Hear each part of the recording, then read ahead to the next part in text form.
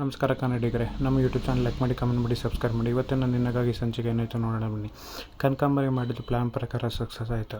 ಆ ಸಕ್ಸಸ್ಸಿಂದ ರಾಣ ಖುಷಿ ಪಡ್ಕೊಂಡು ನೀನು ಮಾಡಿದ ಪ್ಲ್ಯಾನ್ ಸಕ್ಸಸ್ ಆಯಿತು ಮಮ್ಮಿ, ನೀನು ಸೂಪರಾಗಿ ಮಾಡಿದೆ ಅಂತ ಹೇಳ್ತಿರ್ತಾನೆ.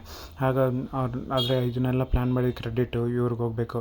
ಯಾಕೆಂದರೆ ಕುಕ್ಕರ್ನ ತೊಗೊಂಬಂದಿಟ್ಟಿದ್ದವ್ರೆ. ನಾವು ಹೇಳ್ದಂಗೆ ಕುಕ್ಕರ್ ಒಳಗಡೆ ಬಾಂಬ್ ಇದೆ ಅಂತ ಹೇಳಿದ್ರು ಕಪಿಲ್ ಹೇಳಿದ್ದಕ್ಕೆ ಅವರಮ್ಮ ತೊಗೊಂಡೋಗಿಟ್ಲು. ಯಾಕೆಂದರೆ ಕಪಿಲ್ ಭಯ ಇತ್ತು. ಅದಕ್ಕೆ ಅವರಮ್ಮ ಕಪಿಲ್ ಏನೋ ಮಾಡಿಬಿಡ್ತಾನೆ ಅನ್ನೋ ಭಯಕ್ಕೆ ಕುಕ್ಕರ್ ಒಳಗಡೆ ಇರೋಂಥ ಬಾಂಬ್ನ ತೊಗೊಂಡೋಗಿ ಕುಕ್ಕರ್ನಲ್ಲಿ ಇಟ್ಟಿದ್ರು. ಅಲ್ಲ ಅಕ್ಕ, ನೀನು ಏನಾದ್ರು ಅಕಸ್ಮಾತ್ ಹೊಡೆದ್ರೆ ನನ್ನ ಪ್ರಾಣ ಹೋಗ್ಬಿಡ್ತಾ ಇತ್ತಲ್ಲ ಅಂತ ಅಂದಾಗ ಅದು ಹೆಂಗೆ ಹೋಗ್ಬಿಡುತ್ತೆ.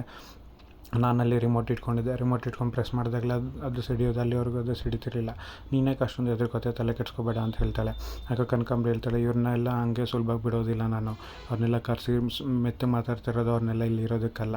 ನಾನು ಮಾಡಿರೋ ಪ್ಲ್ಯಾನ್ ಪ್ರಕಾರ ಅವರು ಕೊಡೋ ಟಾರ್ಚರ್ಗೆ ಅವ್ರು ಇಲ್ಲಿಂದ ಓಡೋಗಬೇಕು. ಆ ಥರ ಮಾಡ್ತೀನಿ ಅಂತ ಕನಕಾಂಬರಿ ಹೇಳ್ತಾಳೆ.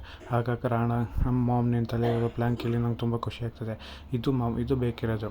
ಅವರೇ ಹೋದರೆ ಯಾವ ಸಮಸ್ಯೆನೂ ಇರೋಲ್ಲ. ಹಾಗಾಗಿ ಇನ್ಮೇಲೆ ಅವರು ಇಲ್ಲಿ ಏನು ಅನ್ನೋದನ್ನ ತೋರಿಸ್ಬೇಕು. ಅವರಿಗೆ ಎದುರಿಸಿ ಇಲ್ಲಿಂದ ಕಳಿಸೋದೇ ನಮ್ಮ ಪ್ಲ್ಯಾನ್ ಆಗಿರಬೇಕು ಅಂತ ರಾಣ ಹೇಳ್ತಾನೆ. ಅದಕ್ಕೆ ಕಪಿಲ್, ನೀನು ಯಾಕೋ ಸೈಲೆಂಟ್ ಆಗಿದೆ ಅಂತಂದಾಗ ಅವಳಿಗೇನು ಆಗಲಿಲ್ವಲ್ಲ ಅಣ್ಣ, ಅದಕ್ಕೆ ನಾನು ಸೈಲೆಂಟ್ ಆಗಿದ್ದೀನಿ ಅಂತ ಹೇಳ್ತಾನೆ. ಇಲ್ಲಿ ರಚನಾ, ಕೃಷ್ಣ, ಬಾಲ ಮತ್ತು ಸಂಜೀವ ಕುತ್ಕೊಂಡು ಮಾತಾಡಬೇಕಾದ್ರೆ ಕೃಷ್ಣ, ಅಮ್ಮ ನಿಂಗೆ ಏನಾರು ಆಗಿದ್ರೆ ಏನಮ್ಮ ಮಾಡಬೇಕಿತ್ತು ಅಂತಂದಾಗ ರಚನಾ ಹೇಳ್ತಾಳೆ, ನಂಗೆ ಏನಾಗಿದೆ ಯಾಕಂದ್ರೆ ನಾನು ಮುಂಚೆ ಹೆಂಗಿದ್ದ ಈಗಲೂ ಹಾಗೇ ಇದ್ದೀನಿ ನೋಡು, ನನಗೇನೂ ಆಗಿಲ್ಲ, ನಾನು ಆರಾಮಾಗಿದ್ದೀನಿ ಅಂತ ರಚನಾ ಹೇಳ್ತಾಳೆ. ಅದಕ್ಕೆ ಕೃಷ್ಣ, ಆಯಿತು, ಅದಕ್ಕೆ ಇದೇ ಖುಷಿಗೆ ನಾವು ಒಂದು ಸ್ವೀಟ್ ಪಾರ್ಟಿ ಮಾಡೋಣ ಅಂಥೇಳಿ ಅವಳ ಕೈಲಿದ್ದ ಮೈಸೂರು ಪಾಕ್ನ 4 ಭಾಗ ಮಾಡ್ತಾಳೆ. 4 ಭಾಗ ಮಾಡಿ ಇದನ್ನು ನಾವು 4 ಜನನೂ ತಿಂದು ನಾವು ಖುಷಿನ ವ್ಯಕ್ತಪಡಿಸ್ಕೊಳ್ಳೋಣ ಅಂತ ಹೇಳ್ತಾಳೆ. ಅದಕ್ಕೆ ಜೀವ ಇದೆಲ್ಲಿ ಬಂತು ನಿನ್ನ ಕೈಲಿ ಅಂತ ಕೇಳಿದಾಗ ಆಗಲೇ ದೇವಿ ಅತ್ತೆ ಕೊಟ್ಟಿದ್ದನ್ನು ಇಟ್ಕೊಂಡಿದ್ದೆ, ತಿಂದೇ ಇರಲಿಲ್ಲ ಅಂತ ಹೇಳ್ತಾಳೆ. ಸರಿ ಮಾಡು ಅಂತ ಹೇಳಿದಾಗ ಕೃಷ್ಣ 4 ಭಾಗ ಮಾಡಿ 4 ಭಾಗನ 4 ಜನಕ್ಕೂ ಕೊಟ್ಟು ಒಬ್ರಿಗೊಬ್ರು ಸೀನ ತೆಗೆಸ್ಕೊಂಡು ಖುಷಿ ಪಡ್ತಾ ನಗ್ತಾ ಇರ್ತಾರೆ. ಆಗ ಜೀವ ಹೇಳ್ತಾನೆ, ಈ ಮನೇಲಿ ಏನೇ ನೋವಾದರೂ ಏನೇ ಕಷ್ಟ ಅದು ದಯವಿಟ್ಟು ಬಂದು ನಂಗೆ ಒಂದು ಸಲ ಹೇಳಿ, ನಾನು ಅದನ್ನು ಮಾತಾಡಿ ಎಲ್ಲನೂ ಸರಿ ಮಾಡ್ತೀನಿ. ನಾವೆಲ್ಲ ಸರಿ ಮಾಡಿ ಒಗ್ಗಟ್ಟಾಗಿರಬೇಕಾದ್ರೆ ಈ ಮನೆಯಿಂದ ಹೋಗುವಂಥದ್ದು ಮಾತು ಯಾರೂ ಬರಬಾರ್ದು ಅಂತ ಹೇಳ್ತಾನೆ. ಅದಕ್ಕೆ ರಚನೆ ಹೇಳ್ತಾಳೆ, ಅದೇನೇ ಕಷ್ಟ ಆಗಲಿ, ಅದೇನೇನು ನಷ್ಟ ಆಗಲಿ, ನಾವಿಲ್ಲೇ ಇದ್ದು ದಯಿಸಿ ಹೋಗ್ಬೇಕು. ಇಲ್ಲಿ ಮಾಡಬೇಕಾಗಿರೋ ಕೆಲಸಗಳನ್ನ ಮುಗಿಸಿ ಹೋಗೋದು, ಅಲ್ಲಿವರೆಗೂ ನಾವೆಲ್ಲೂ ಹೋಗಲ್ಲ, ನಾವೆಲ್ಲರೂ ಒಂದೇ ಅನ್ನೋದನ್ನು ಇಲ್ಲಿ ತೋರಿಸ್ಬೇಕು ಅಂದಾಗ 4 ಜನನ ಕೈ ಹಾಕಿ ನಾವು 4 ಜನನ ಒಂದಾದಾಗ ಅಲ್ಲೊಂದು 5ನೇ ಕೈ ಬರುತ್ತೆ. 5ನೇ ಕೈ ಯಾರ್ದು ಅಂತ ಬಾಲ ನೋಡ್ತಾನೆ, ಅದು ದೇವಿ ಆಗಿರುತ್ತೆ. ದೇವಿ ಕೂಡ ಇವ್ರ ಜೊತೆ ಸೇರ್ಕೋತಾಳೆ. ದೇವಿನ ನಾನು ಸೇರ್ಕೋಬೋದಲ್ಲ, ನಿಮ್ಮ 4 ಜನ ಮಧ್ಯೆ ನಾನು ಇರ್ತೀನಿ ಅಂತ ದೇವಿ ಹೇಳ್ತಾಳೆ. ಹಾಗೆ ಎಲ್ಲರೂ ಖುಷಿಯಿಂದ ನಗ್ನಗ್ತಾ ಖುಷಿ ಪಡ್ತಾರೆ. ಆಯಿತು ಬಾಲ, ಬನ್ನಿ, ನಾನು ನಿಮ್ಮ ರೂಮ್ ತೋರಿಸ್ತೀನಿ, ನಿಮ್ಮ ರೂಮ್ ರೆಡಿಯಾಗಿದೆ ಅಂತ ಹೇಳ್ತಾನೆ. ಅದಕ್ಕೆ ಬಾಲ, ಹೌದಾ, ನನಗೇನು ಸಪ್ರೇಟ್ ರೂಮ್ ಇದೆ ಅಂತಂದಾಗ ನಿಮಗೇನು ಸಪ್ರೇಟ್ ರೂಮ್ ಇದೆ, ಬನ್ನಿ ನಾನು ತೋರಿಸ್ತೀನಿ ಅಂತ ಹೇಳ್ತಾಳೆ. ಸರಿ ಅಂತ ಬಾಲನ ಕರ್ಕೊಂಡು ದೇವಿ ಒಂದು ರೂಮ್ ತೋರ್ಸೋಕ್ಕೆ ಅಂತ ಹೋಗ್ತಾಳೆ. ಇಲ್ಲಿ ಜೀವ ಮತ್ತು ರಚನಾ ಇಬ್ಬರು ಖುಷಿಯಾಗಿ ನಗ್ತಾ ಇರ್ತಾರೆ. ಇಲ್ಲಿ ರಾಣ ಮತ್ತು ಕಪಿಲ್ ಇಬ್ಬರು ಸಿಟ್ಟಲ್ಲಿರ್ತಾರೆ. ರಾಣ ಕಪಿಲ್ಗೆ ಹೇಳ್ತಾನೆ, ಯಾಕೆ ಕಪ್ಪು, ನಾವೇನು ಮಾತಾಡ್ಕೊಂಡಿದ್ದೀವಿ ಅನ್ನೋದನ್ನ ಮರ್ತೋಗಿದೆಯಾ, ಅವ್ರಿಗೆ ಎಲ್ಲ ಹಿಂಸೆನೂ ನಾವು ಕೊಡಬೇಕು, ಅವ್ರಿಗೆ ಹಿಂಸೆ ಕೊಟ್ಟು ಅವರೇ ಇಲ್ಲಿಂದ ಓಡೋಗಬೇಕು. ಅಲ್ಲಿವರೆಗೂ ನಾವು ಇದನ್ನು ಮಾಡಲೇಬೇಕು ಅಂತ ಮಾತಾಡ್ಕೊಂಡಿದ್ದೀವಲ್ಲ. ಅವತ್ತು ನಮ್ಮ ಮಾತಾಡ್ಬೇಕಾದ್ರೆ ಏನಂತ ಮಾತಾಡ್ಕೊಂಡಿದ್ದು ಹೇಳು, ನಿನಗೆ ನೆನಪಿಲ್ವಾ? ಅವತ್ತು ನಾವು ಮಾತಾಡ್ಬೇಕಾದ್ರೆ ಹಾಲಲ್ಲಿ ನಾವು ಹೇಳಿದ್ವಲ್ಲ, ನಾವು ಯಾರು ಈ ಮನೇಲಿ ಇರ್ತೀವಿ, ಆದರೆ ನಮ್ಗೆ ಯಾರಿಗೂ ಇಲ್ಲಿ ಸಂಜೀವ ಮನೆಗೆ ಬರೋದು ಇಷ್ಟ ಇಲ್ಲ ಅಂತ ಹೇಳಿದಾಗ ನಿಮ್ಮಪ್ಪ ಏನು ಹೇಳಿದ್ರು ಅಂತ. ಆಗ ಕಪಿಲ್ ಅವ್ರ ಅಪ್ಪಂಗೆ ಹೇಳ್ತಾನೆ, ನಿಮ್ಮ ಮುದಿಂಗೆ ಎಷ್ಟು ಹೇಳಿದ್ರು ಅಷ್ಟೇ, ಪದೇ ಹೇಳೋದನ್ನೇ ಹೇಳ್ತಿರಬೇಕು ಅಂತ ಹೇಳಿರ್ತಾನೆ. ಅವತ್ತಿನ ದಿನ ಕನಕಾಂಬರಿ ಮತ್ತು ಮನೆಯವರೆಲ್ಲರೂ ಇಲ್ಲಿಗೆ ಸಂಜೀವ ಬರೋದು ನಮ್ಗೆ ಯಾರಿಗೂ ಇಷ್ಟ ಇಲ್ಲ. ನಮ್ಗೆ ಯಾರಿಗೂ ಇಷ್ಟ ಇಲ್ದಿರೋ ಕೆಲಸ ಇಲ್ಲಿ ಯಾರೂ ಮಾಡೋಂಗಿಲ್ಲ. ನಾವೆಲ್ಲ ಒಗ್ಗಟ್ಟಾಗಿದ್ರೆ ಎಲ್ಲ ಸರಿ ಹೋಗುತ್ತೆ. ಏನೇ ಆದರೂ ಇಲ್ಲಿಗೆ ಸಂಜೀವ ಬರಬಾರ್ದು ಅಂತ ಹೇಳ್ತಾರೆ. ಅದಕ್ಕೆ ಈಶ್ವರಚಂದ್ರ ಹೇಳ್ತಾನೆ, ಅದೆಲ್ಲ ಆಗೋದಿಲ್ಲ. ಅಣ್ಣ ವಿಲ್ ಪ್ರಕಾರ ಸಂಜೀವ ಮನೆಗೆ ಬರಬೇಕು. ಯಾಕೆ ಅಂತಂದರೆ ವಿಲ್ ಓಪನ್ ಆಗಬೇಕು ಅಂದರೆ ಸಂಜೀವ ಇಲ್ಲಿ ಬಂದೇ ವಿಲ್ ಓಪನ್ ಆಗೋದು. ಇದೆಲ್ಲ ನಿಮ್ಗೆ ಚೆನ್ನಾಗಿ ಗೊತ್ತಲ್ಲ. ಲಾಯರ್ ಬಣ್ಣ ನೀವೇನೇ ಮಾಡಿದ್ರು ವಿಲ್ ಓಪನ್ ಮಾಡೋದಿಲ್ಲ. ಇಲ್ಲಿಗೆ ಸಂಜೀವ ಮನೆಗೆ ಬರಬೇಕು. ಮನೆಗೆ ಬಂದಮೇಲೆ ವಿಲ್ಲಲ್ಲಿ ಏನಿದೆ ಅನ್ನೋದು ಗೊತ್ತಾಗೋದು ಅಂತ ಹೇಳ್ತಾನೆ. ಅಣ್ಣಂಗೆ ಮುಂಚೆನೇ ಗೊತ್ತಿತ್ತು ಅನಿಸುತ್ತೆ ನೀವೆಲ್ಲ ಹಿಂಗೆ ಆಡ್ತೀರಾ ಅಂತ. ಅದಕ್ಕೆ ಅಣ್ಣ ಸರಿಯಾಗೇ ಮಾಡಿದ್ದಾನೆ. ಅಣ್ಣ ಮಾಡಿರೋ ನಿರ್ಧಾರದಲ್ಲಿ ನಂಗೆ ಸಂಪೂರ್ಣ ಒಪ್ಪಿಗೆ ಇದೆ. ಅಣ್ಣ ಏನು ಮಾಡಿದಾನೋ ಅದು ಹಾಗೆ ಪಾಲಿಸಬೇಕು ಅಂತ ಹೇಳ್ತಾನೆ. ಇದನ್ನು ಕೇಳಿದಾಗ ರಾಣಂಗೆ ಕೋಪ ಬರುತ್ತೆ. ಅದು ಏನೇ ಆದರೂ ಸಂಜೀವ ಮನೆಗೆ ಬರೋಂಗಿಲ್ಲ ಅಂತ ಹೇಳ್ತಾನೆ. ಇದನ್ನೆಲ್ಲ ಎಲ್ಲರೂ ಕೇಳಿಸ್ಕೊತಿರ್ತಾರೆ.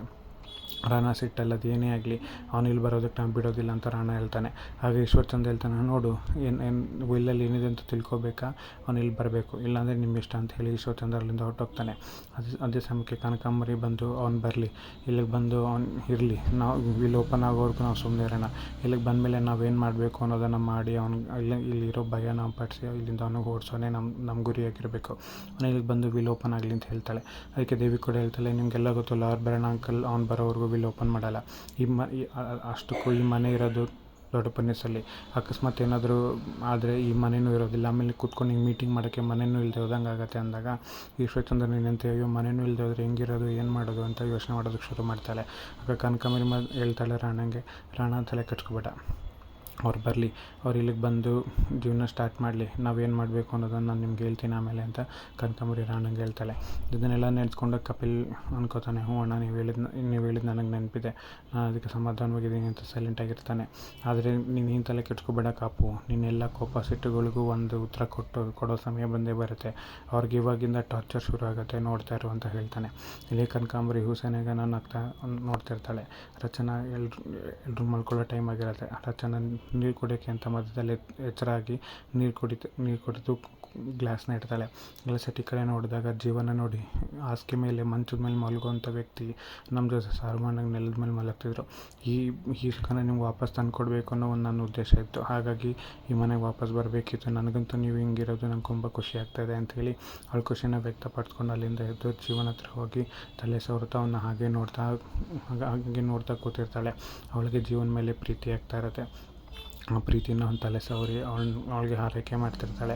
ಇಲ್ಲಿ ವಿಚಿತ್ರವಾದ ಶಬ್ದ ಶುರು ಆಗುತ್ತೆ. ಇದೇನಿದು ವಿಚಿತ್ರವಾದ ಶಬ್ದ ಶುರು ಆಗ್ತದಲ್ಲ ಅಂತ ರಚನೆಗೆ ಗಾಬರಿ ಆಗುತ್ತೆ. ರಚನೆ ಗಾಬರಿಯಿಂದ ಮತ್ತೆ ಕೂತ್ಕೋತಾಳೆ. ಕೂತ್ಕೊಂಡು ಇದೇನಿದು ಈ ಥರ ನಗ್ತಿದ್ದಾರೆ, ಎಷ್ಟೊತ್ತಲ್ಲಿ ಈ ಥರ ನಗೋರು ಯಾರಿದ್ದಾರೆ ಮನೇಲಿ ಅಂತ ಯೋಚನೆ ಮಾಡ್ತಾಳೆ. ಆದರೆ ಯಾರು ಅಂತ ಗೊತ್ತಾಗದೇ ಇದ್ದಾಗ ಇವ್ರೇನು ಇಷ್ಟು ಜೋರಾಗಿ ನಗ್ತಿದಾರಲ್ಲ, ಇದೇನಿದೆ ನಂಗೆ ಒಬ್ಳಿಗೆ ಕೇಳಿಸೋದೆ ಇಲ್ಲ ಎಲ್ರಿಗೂ ಕೇಳಿಸೋದೆ ಇಲ್ಲ, ಜೀವ ಮತ್ತು ಕೃಷ್ಣಂಗೆ ಒಂಚೂರು ಸೌಂಡ್ ಆದ್ರೂ ಈ ಥರ ಆಗ್ತಿದ್ದವರು ಇವತ್ತು ಯಾಕೆ ಇಷ್ಟು ಸೌಂಡ್ ಆದ್ರೂ ಚೆನ್ನಾಗಿ ಆಗ್ತಾಯಿಲ್ವಲ್ಲ ಇವರು, ಯಾಕೆ ಇವ್ರಿಗೆ ಮಾತ್ರ ಕೇಳಿಸ್ತಿಲ್ವ, ನನಗೆ ಮಾತ್ರ ಕೇಳಿಸ್ತಿದೆಯಾ ಅಂತ ರಚನಾ ಅನ್ಕೋತಾಳೆ. ರಚನಾ ಇಲ್ಲ ನಾನೆಲ್ಲೋ ತಪ್ಪು ತಿಳ್ಕೊತಾ ಇದ್ದೀನಿ ಅಂತ ಅನ್ಸುತ್ತೆ ಅಂತ ಹೇಳ್ಕೊಂಡು ರಚನಾ ಬೆಡ್ನಿಂದ ಎಲ್ಲರೂ ಜೀವನ ಹತ್ರ ಹೋಗಿ ಜೀವನ ಹತ್ರ ಎಬ್ರಿಸೋಕೆ ಅಂತ ಹೋಗ್ತಾಳೆ. ಅದೇ ಜೀವ ಮಲ್ಕೊಂಡಿರೋದು ನೋಡಿ ಬೇಡ ಅವ್ರು ಮಲ್ಕೊಂಡಿದ್ದಾರೆ, ಈ ಥರ ಮಲ್ಕೊಂಡಿರೋನ್ನ ಎಬ್ರಿಸೋದು ಸರಿ ಹೋಗಲ್ಲ ಅಂತ ಅಂದ್ಕೊಂಡು ಅವಳು ಯೋಚನೆ ಮಾಡ್ತಾಳೆ. ಅಲ್ಲ ಇಷ್ಟು ಜೋರಾಗಿ ಸೌಂಡ್ ಬರ್ತಿದ್ರು ಇವ್ರಿಗೆ ಎಚ್ಚರನೇ ಆಗ್ತಾಯಿಲ್ವಲ್ಲ, ನನಗೆ ಮಾತ್ರ ಏನು ಕೇಳಿಸ್ತಾ ಇದೆಯಾ ಅಂತೇಳಿ ತಿರ್ಗಾ ಜೀವನ ಹತ್ರ ಬರ್ತಾಳೆ ಎಚ್ಚರಿಸೋಕ್ಕೆ ಅಂತ. ಅದೇ ಬೇಡ ಎಚ್ಚರಿಸೋದು ಅಂತ ತಿರ್ಗಾ ವಾಪಸ್ ಅವಳೇ ನಾನೇ ಯಾರು ಏನು ಅಂತ ನೋಡೋಣ ಅಂತ ರಚನಾನೇ ಹೊರಗೆ ಬರ್ತಾಳೆ. ಆದರೆ ಇದೇ ಸದ್ದು ಬಾಲಂಗೂ ಕೇಳಿಸ್ತಿರತ್ತೆ. ಬಾಲ ಆಲ್ರೆಡಿ ತುಂಬ ನಿದ್ದೆಗೆ ಹೋಗ್ಬಿಟ್ಟಿರ್ತಾನೆ. ಬಾಲಂಗೆ ನಿದ್ದೆ ಹೋಗಿದ್ರು ಇದು ಯಾರಿದು ಹಿಂಗೆ ನಗ್ತಿದಾರಲ್ಲ, ಇದೆಲ್ಲ ನಗ್ತಿದಾರಲ್ಲ ಅಂತ ಎಚ್ಚರ ಮಾಡ್ಕೊಂಡು ಕಂಡುಬಿಡ್ತಾನೆ.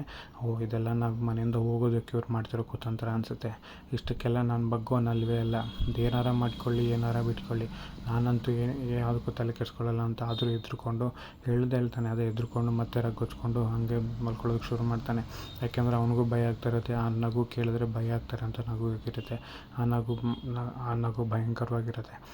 ಬಾಲ ಅದಕ್ಕೆ ಮತ್ತೆ ರಗ್ಗೊಚ್ಕೊಂಡು ನಡಕ್ತಾ ಮಲ್ಕೋತಾನೆ. ಮಲ್ಕೊಂಡು ಇಲ್ಲಿ ನೋಡಿದೆ ರಚನಾ ಹೊರಗಡೆ ಬರ್ತಾಳೆ. ರೂಮಿಂದ ಹೊರಗಡೆ ಬಂದು ಯಾರಿದ್ದಾರೆ, ಎಲ್ಲಿಂದ ಸೌಂಡ್ ಬರ್ತದೆ ಅಂತ ನೋಡೋಕ್ಕೆ ಅಂತ ಹಾಲಿಗೆ ಬರ್ತಾಳೆ. ಹಾಲಲ್ಲಿ ನೋಡಿದ್ರೆ ಯಾರೂ ಇರೋದಿಲ್ಲ, ಲೈಟ್ ಆನ್ ಆಗಿರುತ್ತೆ, ಆದರೆ ಯಾರೂ ಇರೋಲ್ಲ. ನಿಧಾನಕ್ಕೆ ರಚನಾ ಮೆಟ್ಲು ಇಳ್ಕೊಂಡು ಹಾಲ್ ಹತ್ರ ಬರ್ತಾಳೆ. ಹಾಲ್ ಹತ್ರ ಬಂದು ಎಲ್ಲಿಂದ ಸೌಂಡ್ ಬರ್ತದೆ ಅಂತ ನೋಡೋಕ್ಕೆ ಅಂತ ಹೋಗ್ತಾಳೆ. ಮುಂದೇನಾಗುತ್ತೆ ಕಾದು ನೋಡೋಣ.